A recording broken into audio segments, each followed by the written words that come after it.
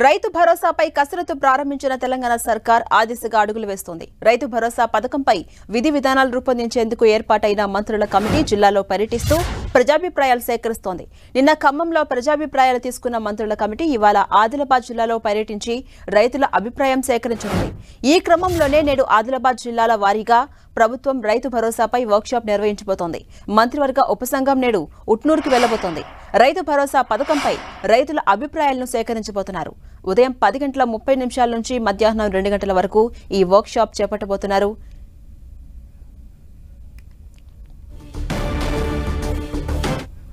ఇదే అంశంపై మరింత సమాచారం మా ప్రతినిధి కరుణాకర్ అందిస్తారు. కరుణాకర్,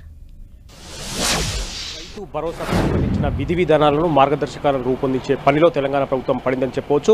ఆ మేరకు సెక్రటరియట్లో కూర్చొని ఈ విధి విధానాలు రూపొందించకుండా క్షేత్రస్థాయిలో రైతుల దగ్గరికి, రైతు సంఘం నాయకుల దగ్గరికి వెళ్లి వాళ్ళ అభిప్రాయాలు తీసుకోవాలని ప్రభుత్వం నిర్ణయం తీసుకుంది. ఈ నేపథ్యంలో ఉమ్మడి 10 జిల్లాల వారీగా వర్క్షాప్ నిర్వహిస్తుంది. నిన్న చూసాం మనం, మంత్రివర్గ ఉపసంఘం నిన్న ఖమ్మం జిల్లాలో ప్రత్యేకంగా పర్యటించింది. అక్కడ ఏర్పాటు చేసిన ప్రజాభిప్రాయ సేకరణలో రైతులు, రైతు సంఘ నాయకులు, వివిధ వర్గాల ప్రజల నుంచి రైతు భరోసాకు సంబంధించిన మార్గదర్శకాలు ఏ విధంగా ఉండాలి, ఎవరెవరికి రైతు బంధు ఇవ్వాలి, ఎవరెవరిని ఈ పథకం నుంచి మినహాయించాలి, ఇటువంటి అంశాలపై పూర్తి స్థాయిలో రైతుల అభిప్రాయాలు తీసుకున్నారు. రైతుల నుంచి నిన్న ఖమ్మం రైతుల నుంచి భిన్నాభిప్రాయాలు వెలువడ్డ పరిస్థితి మనం చూస్తున్నాం. గతంలో బీఆర్ఎస్ ప్రభుత్వం బేషరతుగా అందరికీ ఎన్ని ఎకరాలు ఉన్నా కూడా అన్ని ఎకరాలకు పంటలు పండించినా పండించకపోయినా రైతు బంధు ఇస్తూ వస్తున్న పరిస్థితి. కాకపోతే నిన్న ఖమ్మం రైతుల నుంచి భిన్నమైన అభిప్రాయాలు వెలువడ్డాయి. అందులో ప్రధానంగా ఎకరాలకు కటాఫ్ డేట్ పెట్టాలి, 5 ఎకరాల 10 ఎకరాల కటాఫ్ డేట్ పెట్టాలి, 100 ఎకరాలు ఉన్న వాళ్ళకు కూడా రైతు బంధు ఇవ్వద్దని చెప్పి వాళ్ళ అభిప్రాయం వ్యక్తం చేశారు. దాంతోపాటు కేవలం పంటలు పండిస్తున్న వ్యవసాయ భూములకు మాత్రమే, పంటలు పండిస్తున్న రైతులకు మాత్రమే రైతు భరోసా ఇవ్వాలి.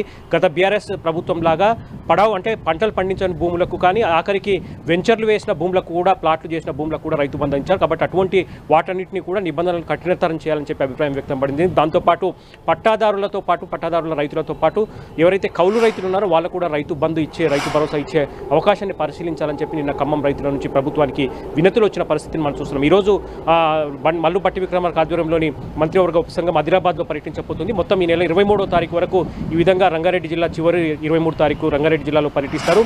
అందరూ రైతుల నుంచి, రైతు సంఘం నాయకుల నుంచి, ప్రజల నుంచి వచ్చిన విజ్ఞప్తులు, వారి అభిప్రాయాలన్నింటినీ క్రోడీకరించిన తర్వాత ప్రభుత్వం ఒక నిర్ణయం తీసుకునే అవకాశం కనిపిస్తుంది. మనకున్న సమాచారం మేరకు 5 ఎకరాల వరకే కటాఫ్ పెట్టి 5 ఎకరాల ఉన్న రైతులకు మాత్రమే రైతు భరోసా ఇచ్చే ఆలోచన చేస్తున్నట్టు తెలుస్తుంది. దాంతోపాటు ఎవరైతే ఐటీ పన్ను, ఐటీ ఇన్కమ్ ట్యాక్స్ చెల్లిస్తున్నారో వాళ్ళకు కూడా రైతు బంధు నుంచి మినహాయింపాలని చెప్పి ప్రభుత్వం నిర్ణయం తీసుకున్నట్టు తెలుస్తుంది. మొత్తం మీద రైతు భరోసా యొక్క నిధుల భారాన్ని కొంతమేర తగ్గించుకొని ఎవరైతే నిజమైన అర్హులు ఉన్నారో వాళ్ళకు మాత్రమే రైతు భరోసా నిధులు ఇచ్చే విధంగా ప్రభుత్వం చర్యలు తీసుకుంటున్న పరిస్థితిని మనం చూస్తున్నాం. జాన్స్, థ్యాంక్ యూ కరుణాకర్.